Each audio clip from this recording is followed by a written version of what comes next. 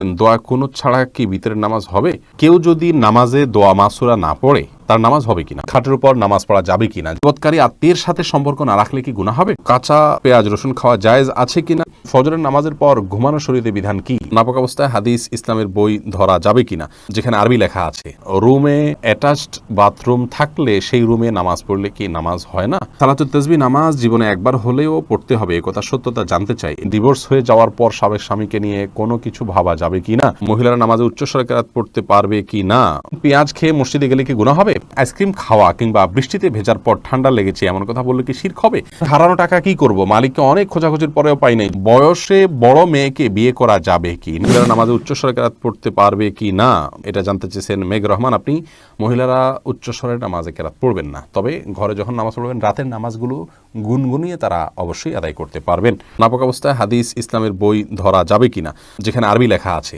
ধরা যাবে, কোনো অসুবিধা নেই। কোরআনে কারীম যদি থাকে শুধু কোরআনে কারীম স্পর্শ করবেন না, এছাড়া ইসলামিক বই পুস্তক সেখানে হয়তো কোনো একটা পাতায় আধা লাইন এক লাইন হয়তো আরবি লেখা আছে বা হাদিসের মূল পাঠ আছে, সেটি আপনি নাপাক অবস্থায় বা মাসিক চলা অবস্থায় ধরতে পারেন, তাতে গুনাহ হবে না পিরিয়ড অবস্থায়।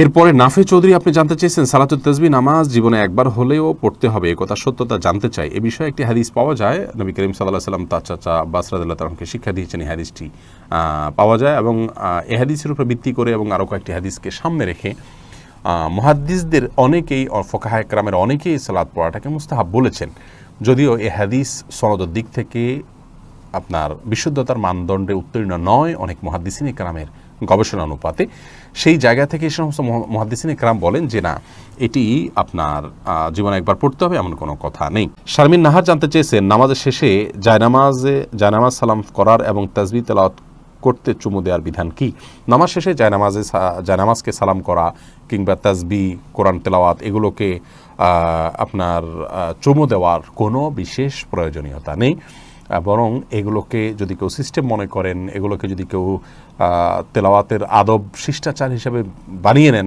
নিয়ম বানিয়ে নেন, তাহলে সেটি বিদআতে পরিগণিত হবে।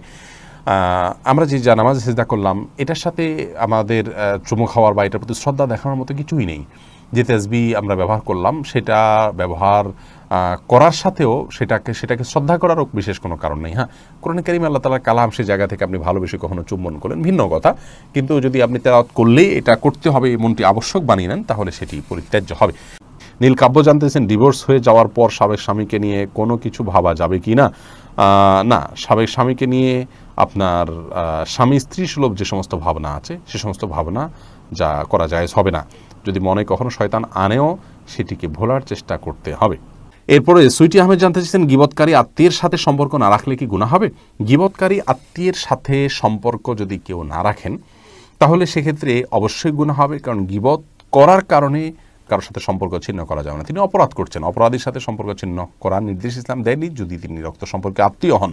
হ্যাঁ, আপনি তার সাথে গীবতের মজলিসে যোগদান করবেন না, সেটিকে অ্যাভয়েড করবেন, কিন্তু সম্পর্ক ছিন্ন করা, তার সাথে যোগাযোগ না রাখা, এটা করা উচিত নয়, এটা অতিরঞ্জন হবে, বাড়াবাড়ি হবে এবং আত্মীয়তার সম্পর্ক রক্ষা করা অনেক গুরুত্বপূর্ণ বিষয় ইসলামে। এরপরে মাজাহুল ইসলাম জানতে চেয়েছেন হারানো টাকা কি করব, মালিককে অনেক খোঁজাখুঁজির পরেও পাই নাই, যদি পরিমাণ অনেক অল্প হয় আপনি গরিব হলে আপনি নিজে খেয়ে ফেলতে পারেন অথবা অন্য কাউকে দান করে দিতে পারেন, আর যদি অনেক বেশি হয় তাহলে যথেষ্ট খোঁজাখুঁজি করার পর, যথাযথ উপায়ে খোঁজাখুঁজি করার পর, বিজ্ঞপ্তি দেওয়ার পর, আশেপাশে ঘোষণা দেওয়ার পর কোনোভাবে পাওয়া না গেলে পাওয়ার আশা ছেড়ে দিলে আপনি এই টাকাটা কোনো গরিব দুঃখীকে দান করে দিতে পারেন। আপনি নিজে অভাবী হলে আপনি নিজেও এটা ভোগ করতে পারেন, তার পক্ষ থেকে সওয়াবটা তার পক্ষে যুক্ত হবে ইনশাআল্লাহ। ইসমাইল দেওয়ান জানতে চেয়েছেন পেঁয়াজ খেয়ে মসজিদে গেলে কি গুনাহ হবে, পেঁয়াজ বলতে কাঁচা পেঁয়াজ যদি খান, কাঁচা পেঁয়াজ খেয়ে সেই অবস্থায় মসজিদে যাওয়া নিষেধ, হাদিসে স্পষ্ট নিষেধ আছে, তার কারণ হলো মসজিদে ফেরেশতা থাকে, অন্য মানুষরা আছেন, কাঁচা পেঁয়াজ খেলে মুখে দুর্গন্ধ হয়, সেই দুর্গন্ধ নিয়ে মসজিদে গেলে আশপাশের লোকদের কষ্ট হবে, ফেরেশতাদের কষ্ট হবে, সেজন্য হাদিসে নিষেধ আছে। অতএব কাঁচা পেঁয়াজকেও খাওয়ার পর ভালো করে মুখের দুর্গন্ধ দূর করে, সেটি অন্য কিছু খেয়ে হোক, ব্রাশ মেসওয়াক ইত্যাদি হোক, যেভাবে হোক অন্য কোনো উপায়ে মুখের দুর্গন্ধ দূর করে তারপর তিনি মসজিদে যাবেন না। বিপ্লব জিয়াম আপনি এডি থেকে জানতে চেয়েছেন আইসক্রিম খাওয়া কিংবা বৃষ্টিতে ভেজার পর ঠান্ডা লেগেছে এমন কথা বললে কি শিরক হবে, সরাসরি এটাতে শিরকে আকবর হবে না, কিন্তু এগুলো যদি এমনভাবে বলেন যে আইসক্রিম খাওয়াতেই হয়েছে, বৃষ্টি ভেজার কারণেই হয়েছে, খুব স্ট্রেস দিয়ে বা এমনভাবে বললেন যে বোঝা গেল যে এটাই মূল কারণ, একমাত্র কারণ আপনি নির্দিষ্ট করে দিচ্ছেন, ফিক্স করে দিচ্ছেন, এরকম বললে সেটা শিরকে আসগর হবে, ছোট শিরক হবে, যেটি অ্যাভয়েড করা উচিত বা বর্জন করা উচিত। বৃষ্টি ভিজলামের পরেই ঠান্ডা লেগেছে, আল্লাহ ভালো জানে, হয়তো এই কারণেই হয়েছে, এরকম বলা যেতে পারে। ফাতেমা ইসলাম জানতে চেয়েছেন, রুমে অ্যাটাচড বাথরুম থাকলে সেই রুমে নামাজ পড়লে কি নামাজ হয় না? এটা কতটুকু সঠিক? না, এটা ভুল কথা। অ্যাটাচ বাথরুম থাকলে সেখানে নামাজ হবে না এমন কোনো কথা কোরআন অথবা হাদিসের কোথাও বলা হয়নি। এটি যদি কেউ বলে থাকে তাহলে সেটি তার পক্ষ থেকে অতিরঞ্জন অথবা মন গড়া কথা ছাড়া আর কিছু নয়। কাঁচা পেঁয়াজ রসুন খাওয়া জায়েজ আছে কিনা রাসেল জানতে চেয়েছেন। জি, অবশ্যই কাঁচা পেঁয়াজ রসুন খাওয়া জায়েজ আছে। কাঁচা পেঁয়াজ রসুন খেলে গুনাহ হবে না, তবে কাঁচা পেঁয়াজ বা রসুন খেয়ে মসজিদে যাবেন না। কাঁচা পেঁয়াজ রসুন খাওয়ার পরে মুখের দুর্গন্ধ দূর করে তারপর মসজিদে যাবেন। এমডি ওমর ফারুক জানতে চেয়েছেন, ফজরের নামাজের পর ঘুমানো শরীয়তে বিধান কি? এটি জায়েজ আছে, তবে অনুত্তম কাজ। নবী করিম সাল্লাল্লাহু আলাইহি ওয়াসাল্লাম দোয়া করেছেন, আল্লাহুম্মা বারিক লি উম্মতি ফি বুকুরিহা, আল্লাহ আমার উম্মতের জন্য সকালের সময়টাতে আপনি বরকত দান করুন। অতএব সকালের সময়টাতে না ঘুমানো উচিত বা উত্তম। কেউ অসুস্থ থাকলে ভিন্ন কথা, বৃদ্ধ হলে ভিন্ন কথা, তবে যদি কেউ ঘুমান তিনি কোনো বড় গুনাহ করেছেন, অপরাধ করেছেন, এই লেভেলের সমস্যা নয়, অনুত্তম আর উত্তমের বিষয়টি এতটুকু। তাছাড়া নবী সাল্লাল্লাহু আলাইহি ওয়াসাল্লাম সকালে ঘুমাতেন না কখনো, সেজন্য এটি সুন্নাতের খেলাফ।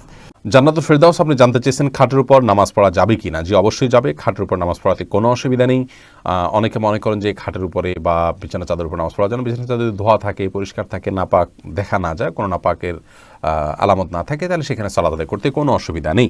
সিরতাজ আন্নি আপনি জানতে চেয়েছেন, কেউ যদি নামাজে দোয়া মাসুরা না পড়ে তার নামাজ হবে কিনা? হয়ে যাবে। দোয়া মাসুরা পড়া এটা ফরজ বা ওয়াজিব নয়। রাকিবুল ইসলাম জানতে চেয়েছেন, দোয়া কুনুত ছাড়া কি ভিতরের নামাজ হবে? হলে তা দেখুন, দোয়া কুনুত এটি ভিতরের জন্য ওয়াজিব। অনেক ওলামা ইকরাম এটিকে সুন্নাহ বলেছেন, যেমন আরবিয়ান স্কলাররা, সৌদি আরবের ওলামা ইকরাম এটিকে সুন্নাহ বলেছেন।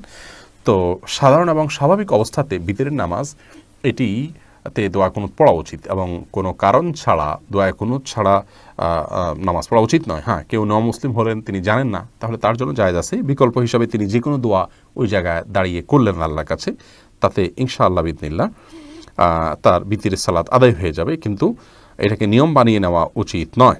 মোহাম্মদ তানভীর জানতে চেয়েছেন, বয়সে বড় মেয়েকে বিয়ে করা যাবে কি না? অবশ্যই করা যাবে। বয়সে আপনার চাইতে আপনি যাকে বিয়ে করবেন তার বয়স যদি বেশি হয়, বিয়ে করাতে কোনো অসুবিধা নেই। নবী করিম সাল্লাল্লাহু আলাইহি ওয়াসাল্লাম নিজে বিবাহ করেছেন খাদিজা রাদিয়াল্লাহু তাআলা আনহাকে, তখন তার অনেক বেশি বয়স ছিল, নবী সাল্লাল্লাহু আলাইহি ওয়াসাল্লামের চাইতেও বেশি বয়স ছিল, বিধায় নিজের চাইতে বেশি বয়সের কাউকে বিবাহ করাতে ইসলাম শরীয়তের দৃষ্টিকোণ থেকে কোনো প্রকার বাধা নেই। বিবাহ নিয়ে আমাদের অনেক কুসংস্কার, আমরা বিধবা বিয়ে করতে চাই না, আমরা তালাকপ্রাপ্তা বিবাহ করতে চাই না, এবং আপনার একবার বিয়ে হয়ে গেলে মনে করি জীবনের তরে বন্ধন হয়ে গেছে, কোনোভাবে ছুটলে দোষযুক্ত মনে করি। এইগুলোর সবগুলো আমাদের সমাজের অপসংস্কৃতি, এগুলো অনেক অন্যায়ের দুয়ারকে উন্মোচন করে। বিবাহ বিষয়টাকে শরীয়ত অনেক ইজি করেছে। সাহাবা ইকরাম পুরুষ হয়তো একাধিক বিয়ে করছেন, সেটাও যেমন তাদের কাছে স্বাভাবিক ছিল, নারীদেরও একাধিক জায়গা বিয়ে হচ্ছে, সেটা সম্পূর্ণ স্বাভাবিক মনে করা হচ্ছে। এখন 2-3 জায়গা বিয়ে হলে, তালাক হলে তাকে মানুষ মনে করে যে লোকটা খারাপ বা ভালো মানুষ নয়। এটি সম্পূর্ণ একটি ষড়যন্ত্র অংশ। ইবলিস আমাদের সমাজকে অস্থিতিশীল করবার জন্য এই কালচারগুলো প্রবেশ করে দিয়েছে সমাজে। এগুলো আমাদের যত বেশি আমরা বুঝতে সক্ষম হব, ততই ইনশাআল্লাহ কল্যাণের পথে অগ্রসর হতে পারবো।